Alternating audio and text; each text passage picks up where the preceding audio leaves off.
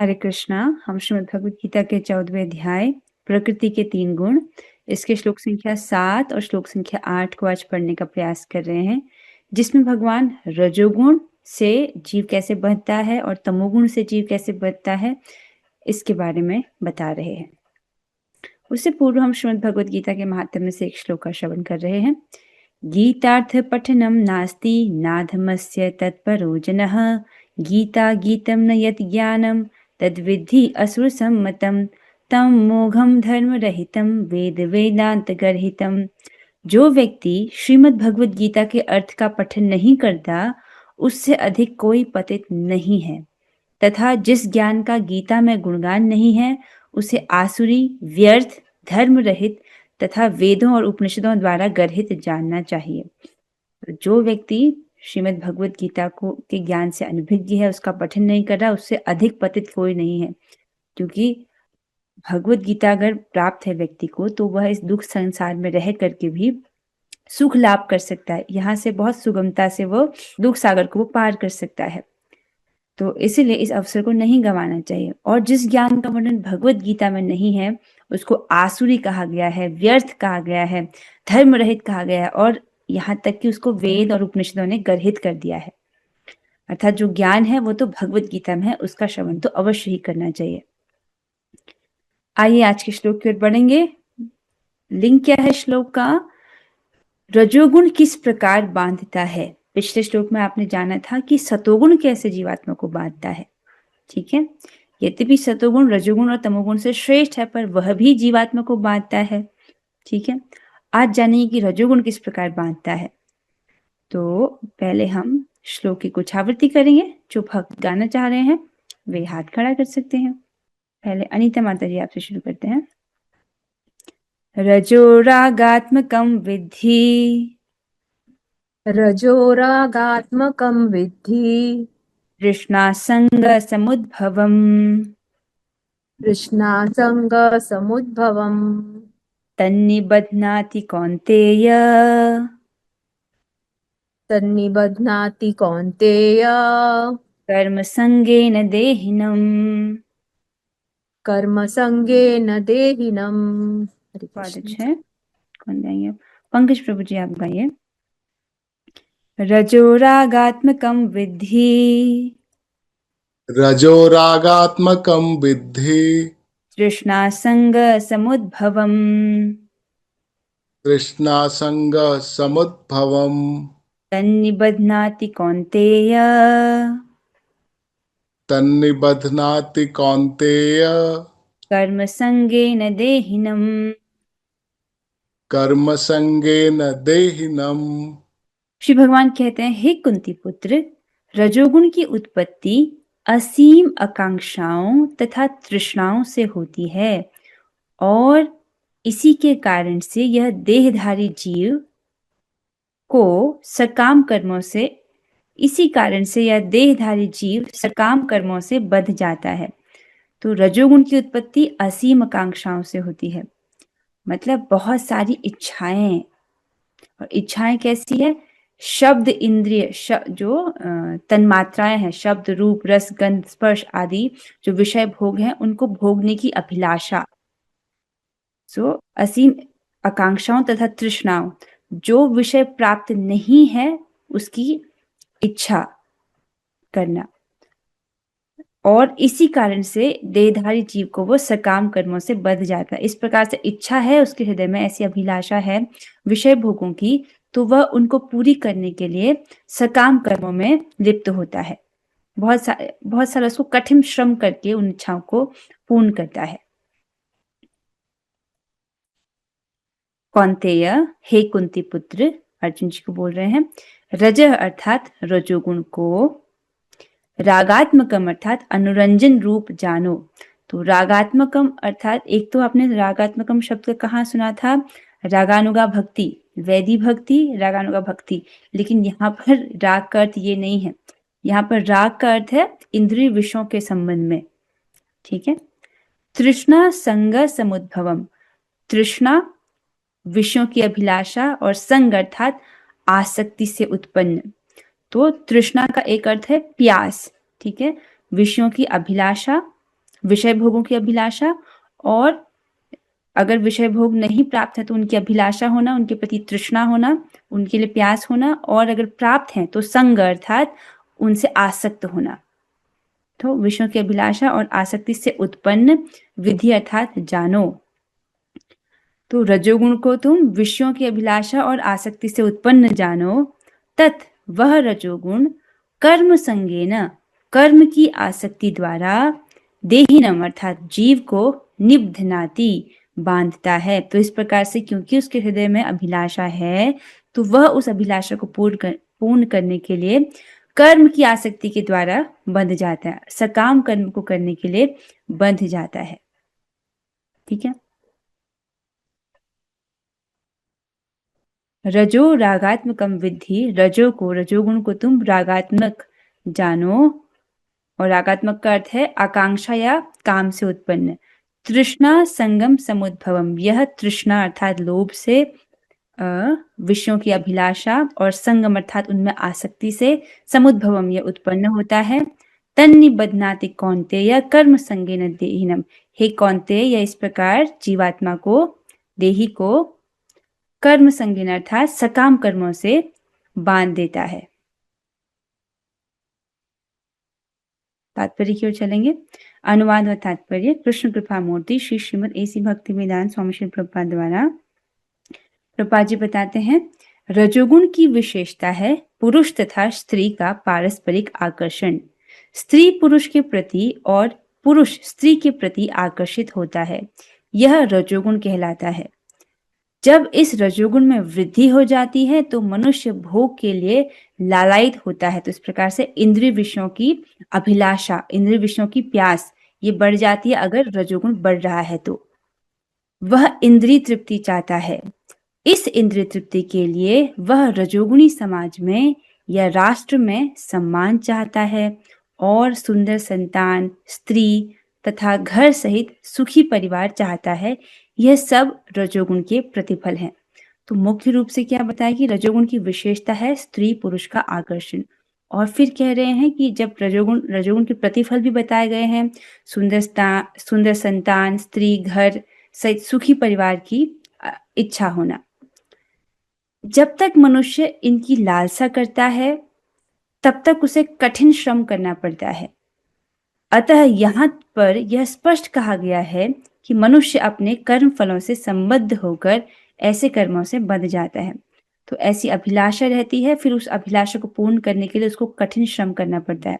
जैसे रजोगुणी समाज में और रजोगुणी राष्ट्र में वह सम्मान चाहता है, तो उनके बीच में सम्मान प्राप्त करने के लिए फिर वो बहुत कठिन श्रम भी करता है।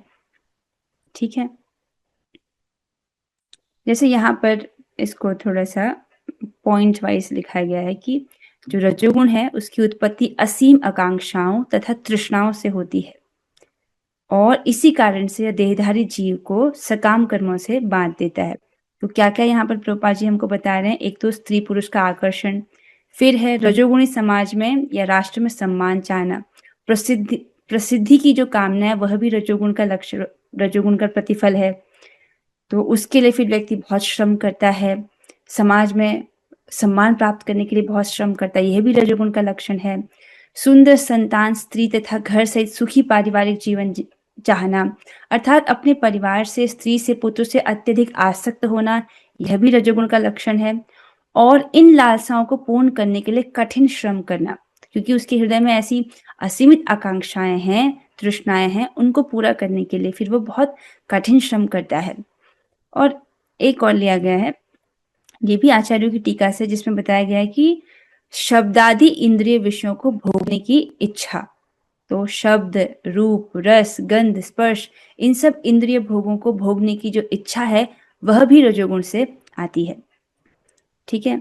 जैसे बड़ा बड़ा घर, गाड़ी, पूरी दुनिया घूमना, अच्छे अच्छे कपड़े पहनना, रेस्टोरेंट्स का अच्छा अच्छा भोजन खाना, ये सब कैसे है, इंद्रिय विषयों को भोगने की इच्छा है। तो ये सब रजोगुण के कारण होता है।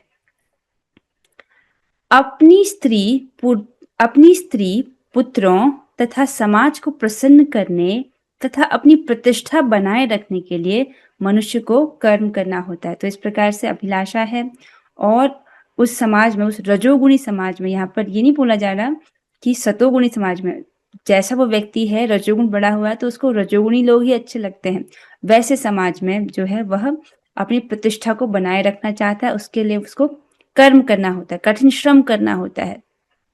तो जिस व्यक्ति के चित्त में रजोगुण बहुत अधिक बढ़ा हुआ है वह बैठकर भगवत गीता क्लास सुन नहीं सकता है, क्योंकि रजोगुण उसको बैठने ही नहीं देगा। उसके हृदय में इतनी आकांक्षाएं, इतनी इच्छाएं हैं कि वह व्यस्त रहेगा बहुत सारे कामों को करने में।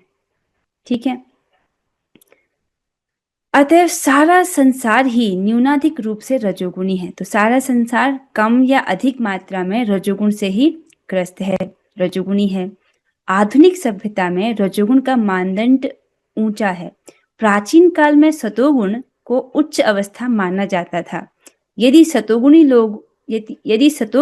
लोगों को मुक्ति नहीं मिल पाती है, अर्थात यदि सतोगुणी लोगों को मुक्ति नहीं मिल पाती तो जो रजोगुणी है उसके विषय में क्या कहा जाए। देखिए, पिछले श्लोक में आपने पढ़ा था कि जो सतोगुण में हैं, जो सतोगुणी लोग हैं, वह भी इस जगत में बंध जाते हैं क्योंकि उनको लगता है कि मैं सुखी हूँ, मैं ज्ञानी हूँ, अन्यों से श्रेष्ठ हूँ। इस प्रकार वो इस चीज से बंध जाते हैं।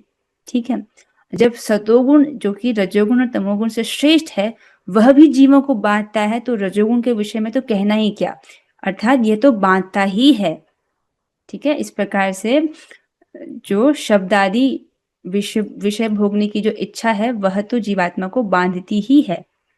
तो इस प्रकार से रजोगुण जीवात्मा को बांधता है, आपने यह पढ़ा। तो ठीक है, तो सोल्यूशन क्या है इस रजोगुण का? तो सबसे पहले व्यक्ति को कम से कम सतोगुण का अनुशीलन करना चाहिए कि तीन रामबाण उपाय है, उसको आप अपनाइए कि भगवान का प्रसाद ग्रहण कीजिए। ठीक है, प्रतिदिन भगवान का प्रसाद ग्रहण कीजिए, केवल प्रसाद ही ग्रहण कीजिए, बाहर की जो वस्तुएं हैं उसको नहीं उपयोग में लाएं। घर पर जो आप भगवान के लिए बना सकते हो उसको भोग लगा कर पाए। जो नए भक्त हैं अगर वो अभी कुछ बाहर का खाना नहीं छोड़ पा रहे हैं तो उसको मिनिमाइज करें और जो भी आप पा रहे हो उसको भगवान को अर्पित करके खाएं। ठीक है, इस प्रकार से आपको गुणों का संपर्क से आप बच जाएंगे। और प्रतिदिन भगवत गीता, श्रीमद् भगवत गीता का श्रवण करें, इससे बुद्धि स्थिर रहती है। ठीक है, और हरे कृष्ण महामंत्र का जप करें। चित्त की अवस्था चाहे कैसी भी हो, उसमें रजोगुण बड़ा है, तमोगुण बड़ा है या सत्वगुण बड़ा हुआ है, सत्वगुण बढ़ना है तो अच्छा है। ठीक है, उसको आराम से हम भक्ति में प्रयोग कर सकते हैं। तो जो भी चित्त की अवस्था है, चित्त का मार्जन करने की सबसे बढ़िया विधि है हरे कृष्ण महामंत्र का जप। तो ये 3 चीजें पकड़ के रखनी है, प्रतिदिन हरे कृष्ण महामंत्र का जप, प्रसाद खाना है और श्रीमद् भगवत गीता का श्रवण करना है, या आप जो भी और भी जो कथा सुनते हो भगवान की वो सुनना है। अब हम अगले श्लोक पर चलेंगे, तमोगुण किस प्रकार बांधता है। ठीक है, श्लोक की कुछ आवृत्ति की जाएगी। जो भक्त गाना चाह रहे हैं वे हाथ खड़ा कर सकते हैं। तमस्त्व अज्ञानजं विद्धि, तमस्त्व अज्ञानजं विद्धि, मोहनं सर्वदेहिनां, मोहनं सर्वदेहिनां, प्रमादालस्य निद्राभिस्, प्रमादालस्य निद्राभिः, तन्निबध्नाति भारत। तन्निबध्नाति भारत। बहुत अच्छे, दीपाली माता जी आप आइए। तमस्त्व अज्ञानजं विद्धि, तमस्त्व अज्ञानजं विद्धि, मोहनं सर्वदेहिनां, मोहनं सर्वदेहिनां, प्रमादालस्य निद्राभिस्, प्रमादालस्य निद्राभिः, तन्निबध्नाति भारत। तन्निबध्नाति भारत। अच्छे, श्री भगवान बताते हैं, हे भरत पुत्र, तुम जान लो कि अज्ञान से उत्पन्न तमोगुण समस्त देहधारी जीवों का मोह है। इस गुण के प्रतिफल पागलपन अर्थात प्रमाद, आलस्य तथा नींद है जो बद्ध जीव को बांधते हैं। तो भगवान कहते हैं कि तमोगुण जो है वो अज्ञान से उत्पन्न है और ये समस्त जीवों का मोह है। मोह समझ रहे हैं, इसको सिंपल तरीके से समझिए, जब बुद्धि के सामने बादल छा जाए एक प्रकार से धुंध छा जाए, जिससे बुद्धि क्या करने योग्य है, क्या नहीं करने योग्य है, इसको डिसाइड नहीं कर पाए। जो सार असार है उसको नहीं समझ पाए, क्या करने योग्य है, क्या नहीं करने योग्य है, इसको नहीं समझ पाए, मोहित हो जाए, भ्रमित हो जाए। तो जीवों का ये मोह है था, जीवों को भ्रम में डालने वाला है। इस गुण के प्रतिफल पागलपन है, अर्थात प्रमाद, आलस है और नींद है। इस प्रकार से यह बद्ध जीव को पाते हैं। तो ये सतोगुण का एकदम उल्टा है। भारत, हे भारत, अर्जुन जी को बोल रहे हैं, तमह तु, किंतु तमोगुण तो, यहाँ पर किंतु का एक विशेष अर्थ है, अर्थात ये तो एकदम उल्टा परिणाम देने वाला है। किंतु तमोगुण को अज्ञानजम, अज्ञान से उत्पन्न, सर्वदेहिनाम, सभी जीवों का मोहनम विद्धि, मोह जानो। तो जो तमोगुण है वह अज्ञान से उत्पन्न है और सभी जीवों का मोह है। तत्, वह प्रमाद आलस्य निद्रा भी, प्रमाद आलस्य और निद्रा के द्वारा देही अर्थात जीव को निबधनाति अर्थात बांधता है। ठीक है, तो इस प्रकार से ये जो है सतोगुण और रजोगुण के जो क्रियाएं हैं, सतोगुण और रजोगुण का भी ये उसको भी निरस्त करने वाला है। ये निरस्त करने का क्या अर्थ है, देखिए, मतलब जैसे निद्रा आ जाती है तो वो सतोगुणी कार्य को नहीं कर सकता है, निद्रा सतोगुण का अपोजिट है। और आलस्य है तो ये रजोगुण का अपोजिट है, क्योंकि रजोगुण में व्यक्ति कर्मठ ही होता है, बहुत कठिन श्रम करता है, लेकिन आलस्य हो जाए तो वो भी नहीं कर पाएगा। ठीक है, और सो रहा है, निद्रा, आलस कर रहा है, सो रहा है, तो सतोगुण वाले जो कार्य वो भी नहीं कर पाएगा। तो इस प्रकार से ये जो है अज्ञान से उत्पन्न है। आइए हम प्रभुपाद जी के तात्पर्य से पढ़ेंगे। प्रभुपाद जी ने बहुत सुंदर इसका तात्पर्य दिया है। प्रभुपाद जी बताते हैं, इस श्लोक में तू शब्द का प्रयोग उल्लेखनीय है। तू कहाँ पर आया है, तमह तू, किंतु, तो यहाँ पर भगवान विशेष बल देकर कह रहे हैं। तो क्या इसका क्या अर्थ है, इसका अर्थ है कि तमोगुण देहधारी जीव का अत्यंत विचित्र गुण है। कैसा विचित्र गुण है ये, यह सतोगुण के सर्वथा विपरीत है। तो सतोगुण जिस प्रकार से ज्ञान और शांति प्रदान करता है, यह उसका उल्टा है। सतोगुण में ज्ञान के विकास से मनुष्य यह जान सकता है कि कौन क्या है, लेकिन तमोगुण तो इसके सर्वथा विपरीत होता है। ठीक है, सतोगुण में जीवात्मा को प्रकाश प्राप्त होता है, ज्ञान प्राप्त होता है, जिससे वो चीजों को यथावत देख सकता है। ठीक है, लेकिन तमोगुण में इसका विपरीत है। ऐसा कहा जाता है कि देखिए, जीवात्मा के पास अपनी स्वतंत्र इच्छा है, ठीक है, जिसका वो सदुपयोग कर सकता है, लेकिन यह सदुपयोग करने के लिए भी उसको कम से कम सतोगुण तक ऊपर उठना होता है, ताकि वो ज्ञान, जो सतोगुण से जो प्रकाश प्राप्त हो रहा है, ज्ञान प्राप्त हो रहा है, उसका वो उपयोग कर सके, उस ज्ञान से अपनी स्वेच्छा का वो सदुपयोग कर सके। लेकिन तमोगुण में व्यक्ति असहाय हो जाता है, जैसे गुण नचा रहे हैं वैसा वो नाचेगा। जो भी तमोगुण के फेर में पड़ता है वह पागल हो जाता है। तमोगुण बहुत खतरनाक है, जो भी इसके फेर में पड़ता है वह पागल हो जाता है, और पागल पुरुष यह नहीं समझ पाता कि कौन क्या है, तो चीजों को वो यथावत नहीं देख पाता।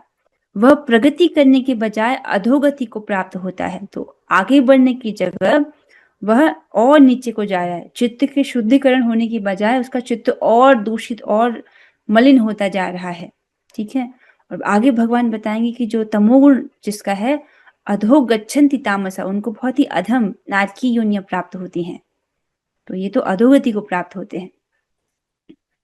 वैदिक साहित्य में तमोगुण की परिभाषा इस प्रकार दी गई है, वस्तु याथात्मकम ज्ञानावरकम विपर्य यज्ञान जनकम तमः, अर्थात अज्ञान से वशीभूत होने पर कोई मनुष्य किसी वस्तु को यथारूप में नहीं समझ पाता।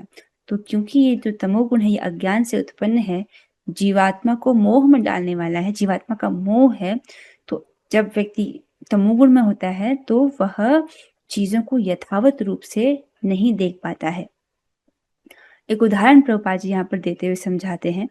प्रत्येक व्यक्ति देखता है कि उसका बाबा मरा है, मतलब व्यक्ति देख रहा है कि मेरे पिता की मृत्यु हो गई है, अतः वह भी मरेगा, मेरी भी मृत्यु आएगी, इस प्रकार से देख रहा है। मनुष्य मर्त है और उसकी संतानें भी मरेंगी, यह भी देख पा रहा है।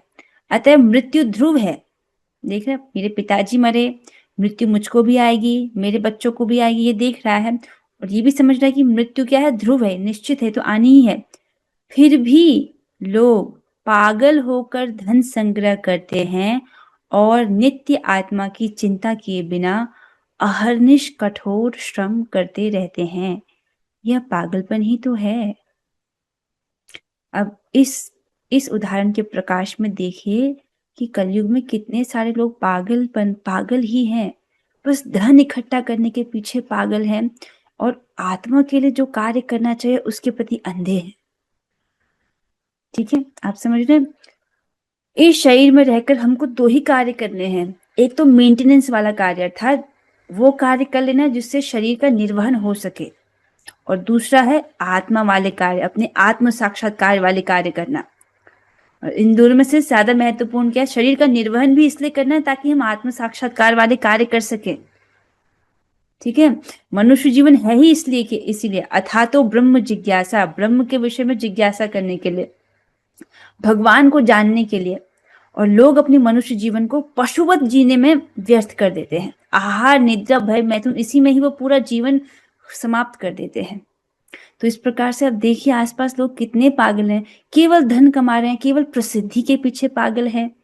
इस रजोगुणी समाज में मान सम्मान प्राप्त करने के लिए कितना कुछ करते हैं। देखिए यूट्यूब में भी कितनी सारी वीडियोस हैं, है ना? और आत्मा के संबंध में लोग क्या कर रहे हैं? तो ये सब पागलपन ही तो है, तमोगुण का लक्षण है। अपने पागलपन में वे आध्यात्मिक ज्ञान में कोई उन्नति नहीं कर पाते। ऐसे लोग अत्यंत आलसी होते हैं। तो इस प्रकार से, क्योंकि देखिए वो अपने आत्म साक्षात्कार के प्रति जागरूक नहीं होते हैं, आध्यात्मिक ज्ञान में वो उन्नति नहीं कर पाते हैं, और इनका एक लक्षण है कि वो बहुत आलसी होते हैं। जब उन्हें आध्यात्मिक ज्ञान में सम्मिलित होने के लिए आमंत्रित किया जाता है तो वे अधिक रुचि नहीं दिखाते। मतलब आप उनको बोलो कि भगवद गीता क्लास से आप आ जाओ, नहीं जी हम नहीं आ सकते हैं। बहुत सारे उन काम बता देंगे लेकिन क्लास में नहीं आएंगे। अब स्वयं हमारे ग्रुप में देखिए, भगवद गीता स्टडी ग्रुप में 205 लोग हैं। उनमें से 75 लोग हैं जो भगवद गीता सिंसियर स्टूडेंट वाले ग्रुप में हैं, और उनमें से कितने लोग हैं जो क्लास में आए हैं? 25। हाँ ठीक है, क्यों? गुणों के प्रभाव में है। गुण जैसे नचा रहे वैसे नाच रहे, वरना इस वक्त क्या कर रहे? कुछ ना कुछ तो कर ही रहे होंगे ना, लेकिन क्या वो इस प्रकार से भगवान का संपर्क प्राप्त कर रहे जैसे यहाँ पर आप कर रहे हो? समझ रहे हो? अगर हम कॉन्शियस होकर के भगवान की सेवा में अपनी इंद्रियों को नहीं लगा रहे हैं, तब वह इंद्रियां माया की सेवा में जा रही हैं। इसलिए कॉन्शियस होकर के हमको अपने आप को भगवान की सेवा में लगाना है। आगे प्रभुपाद जी कहते हैं कि वे रजोगुणी व्यक्ति की तरह भी सक्रिय नहीं रहते। तो रजोगुणी व्यक्ति बहुत सक्रिय रहता है, उसके हृदय में अत्यंत अभिलाषाएं हैं, उनको पूर्ण करने के लिए वो अत्यंत कठिन श्रम करता है।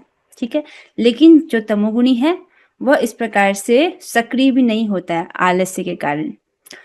अतः तमोगुण में लिप्त व्यक्ति का एक अन्य गुण यह भी है कि वह आवश्यकता से अधिक सोता है। ठीक है, 6 घंटे की नींद पर्याप्त है, लेकिन ऐसा व्यक्ति दिन भर में 10-12 घंटे तक सोता है। ठीक है, अगर आपको कहीं 6 घंटे की जगह 7-8 घंटे लग रहा है तो उसको प्रभुपाद जी तमोगुण नहीं कह रहे हैं, प्रभुपाद जी कह रहे हैं कि 10-12 घंटे तक सोता है। तो उतना तो कोई नहीं सोता ना हमारी क्लास में, कोई है सर जिसको 10 घंटे सोना पड़ता है या 12 घंटे सोना पड़ता है? ठीक है, तो ऐसी भी किसी की स्थिति नहीं है। तो ऐसा व्यक्ति सदैव निराश प्रतीत होता है और भौतिक द्रव्यों तथा निद्रा के प्रति व्यसनी बन जाता है। ये हैं तमोगुणी व्यक्ति के लक्षण, अर्थात भौतिक द्रव्य जैसे शराब आदि में और सिगरेट, नशा, इसको करने के प्रति वो व्यसनी होता है। निद्रा के प्रति भी व्यसनी होता है, मतलब सोता ही रहता है। तो यहाँ पर चित्र के माध्यम से तमोगुण के लक्षण बताए गए हैं। पहला तो है पागलपन, वो अपने आत्म साक्षात्कार को महत्व देते ही नहीं, केवल शरीर के निर्वहन में ही जो है लगे रहते हैं, धन इकट्ठा करने में ही लगे रहते हैं।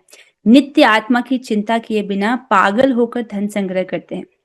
देखिए जो व्यक्ति बुद्धिमान है वो इतना तो समझ रहा है कि इस वक्त मैं बद्ध अवस्था में हूं और मृत्यु कभी भी आ सकती है, क्योंकि हम मृत्यु लोक में रहते हैं, यहाँ मृत्यु कभी भी आ सकती है। ऐसा भी देखा गया कि 5 वर्ष की आयु में किसी ने शरीर छोड़ा, कोई 22 साल में छोड़ देता है। मेरे पिताजी जब 34 साल के थे तब उन्होंने शरीर त्याग दिया था। ऐसा गारंटीड थोड़ी है कि हम लोग 80 साल तक जिएंगे तभी शरीर छूटेगा। तो शरीर तो कभी भी छूट सकता है ना। तो व्यक्ति सबसे पहले उसकी तैयारी करता है कि अगर आज मेरा शरीर छूटा तो मेरी क्या गति होगी, क्योंकि भगवान ने क्या कहा है, जातस्य ही ध्रुवोर मृत्यु ध्रुवम जन्म मृत्युश्च। जिसका जन्म हुआ है उसकी मृत्यु अपरिहार्य है और मृत्यु के बाद पुनर्जन्म भी निश्चित है। इस प्रकार से भगवान समझाते हैं। तो प्रभुपाद जी कहते हैं कि अगर आप निरपराधिक रूप से 16 माला हरे कृष्ण महामंत्र का जप कर रहे हैं, 4 नियमों का पालन कर रहे हैं, तो इसी जीवन में व्यक्ति इतना शुद्ध हो जाता है कि उसको भगवत धाम की प्राप्ति होगी। ठीक है, तो 16 माला हरे कृष्ण महामंत्र का सबसे पहले पूरा कर लीजिए। क्यों? अगर आज के दिन में मृत्यु से मुलाकात हो गई तो सीधे धाम चले जाएंगे ना, क्योंकि प्रभुपाद जी के आश्रम में है हम। देखिए, भगवान सत्य संकल्प हैं और उनके शुद्ध भक्त भी सत्य संकल्प हैं। सत्य संकल्प अर्थात अगर भगवान कोई संकल्प ले लेते हैं तो पूरा ही होता है। उसी प्रकार से ये गुण उनके शुद्ध भक्तों में भी है। और श्रील प्रभुपाद जी भगवान के शुद्ध भक्त हैं, उनका सत्य संकल्प है ये कि अगर कोई 16 माला हरे कृष्ण महामंत्र का जपता है और 4 नियम पालन करता है तो वो इसी जन्म में इतना शुद्ध हो जाएगा कि उसको भगवत धाम की प्राप्ति हो जाएगी। तो हम प्रभुपाद जी के आश्रय में धाम की प्राप्ति करेंगे, भगवत धाम जाएंगे। इसलिए सबसे पहले जो बुद्धिमान व्यक्ति अपनी 16 माला हरे कृष्ण महामंत्र को पूरा करेगा, क्योंकि हम मृत्यु लोक में है, कभी भी मृत्यु आ सकती है। तो पहला तो है पागलपन। ठीक है, आत्मा की चिंता किए बिना पागल होकर धन संग्रह करना, ये एक लक्षण है। दूसरा बताया वो अत्यंत आलसी होते हैं, आवश्यकता से अधिक सोता है 10-12 घंटे, और आध्यात्मिक ज्ञान में रुचि नहीं होना। आप उनको भगवदगीता क्लास या किसी भी क्लास के लिए इन्वाइट करो, वो उसमें इंटरेस्ट नहीं शो करेंगे। कारण क्या है? उनके चित्त में भी तमोगुण बढ़ा हुआ है ना। तो तमोगुण जिस व्यक्ति के चित्त में बढ़ा हुआ है उसको सतोगुणी चीजें अच्छी लग ही नहीं सकती है, ये सतोगुण के विपरीत है। ठीक है, और भौतिक द्रव्यों का व्यसन, अल्कोहल जैसे शराब पीना, सिगरेट पीना, नशा करना, ये सब इसका व्यसन उसको हो जाता है। ठीक है, और यहाँ तक कि मांस खाना, यह भी तमोगुण में ही आता है। तो इससे बचना चाहिए हमको, तमोगुण से जितना ज्यादा हो सके। बचने का तरीका क्या है? चित्त की अवस्था चाहे कैसी भी हो, मतलब घोर तमोगुणी चित्त क्यों ना हो या घोर रजोगुणी चित्त क्यों ना हो, उसके मार्जिन की सबसे अच्छी दवाई है कि हम हरे कृष्ण महामंत्र का जप करें। उदाहरण फिर से दूंगी, हमने मृगारी का उदाहरण पढ़ा था। मृगारी एक ऐसा व्यक्ति था जिसका चित्त अत्यंत घोर था, वह जानवरों को आधा मारता था और उसमें आनंद लेता था। ऐसे चित्त का व्यक्ति भी जब नारद मुनि से मिलता है, उनके संग से वो भक्ति करने लगता है और एक ही साल में इतना शुद्ध हो जाता है कि वो चींटियों तक को कष्ट नहीं देना चाहता था। ऐसा उसका चित्त हो जाता है। आप समझ रहे हो? तो ये हरे कृष्ण महामंत्र वाकई में काम करता है, बहुत तेजी से काम करता है। अगर आप प्रतिदिन जो है हरे कृष्ण महामंत्र जप रहे हो और भगवान को प्रसन्न करने की इच्छा से जप रहे हो। हरे कृष्ण महामंत्र जो है ये भौतिक शब्द नहीं है, ये बस एक मंत्र भी नहीं है, ये स्वयं हरिनाम प्रभु हैं, एक व्यक्ति हैं जो आपकी सेवा को स्वीकार कर रहे हैं। आप सेवा कर रहे हो जप करके, तो जो सेव्य है, आपकी सेवा को स्वीकार करने वाले, वो भी वहीं पर उपस्थित हैं जो शब्द रूप में आते हैं और आपकी सेवा को स्वीकार कर रहे हैं। तो उनको प्रसन्न करने की इच्छा से जो है जप करना चाहिए। ठीक है, तो हरे कृष्ण महामंत्र जो है चित्त के मार्जन का, चेतो दर्पण मार्जन, इसका सबसे अच्छा तरीका है। तो इसके साथ जो है हम आज थोड़ी, आई थिंक यहाँ किसी भक्त का कुछ प्रश्न हो आज की कक्षा संबंध में तो अभी देख सकते हैं। ठीक है, सबको समझ आ रहा है कि रजोगुण और तमोगुण से यथासंभव हमको बचना है। कैसे? 3 चीजों को आप ध्यान रखिए। अपने हरे कृष्ण महामंत्र का जो जप है, संख्या पूर्वक जितना भी आप संख्या ले रखे आपने उसको पूरा कीजिए। प्रतिदिन जो है भगवान का प्रसाद ग्रहण कीजिए और जो भक्ति प्रवर्तक शास्त्र है श्रीमद् भगवद गीता, इसका श्रवण कीजिए, श्रीमद् भागवतम का यथासंभव।